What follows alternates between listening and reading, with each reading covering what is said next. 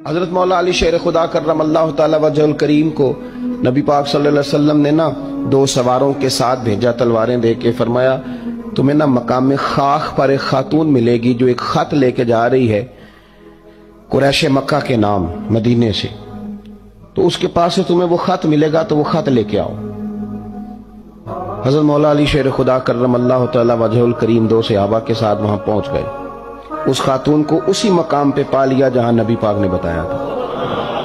اب سفر میں یہ طے نہیں ہوتا کہ کہاں ملاقات ہوگی، طے نہیں ہوتا، لیکن حضور نے طے کر کے بتایا، فرمایا مقام خاخ پہ ملے گی۔ تو حضرت علی کہتے ہیں وہی ملی جہاں مدینے والے نے بتایا تھا۔ ابھی تک لوگوں کو حضور کے علم شریف کی دلیلیں نہیں مل رہی، جہاں بتایا تھا وہیں عورت ملی۔ تو حضرت علی کہنے لگے وہ خط لا، کہنے لگی کون سا خط؟ کوئی شے نہیں۔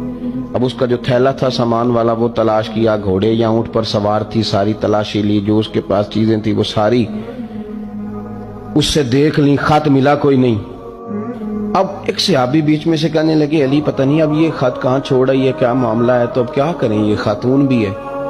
تو حضرت مولا علی شیر خدا نے تلوار نیام سے باہر نکالی، آپ فرمانے لگے بی بی 2 حرفی بات ہے، میرے رسول نے کہا ہے خاتون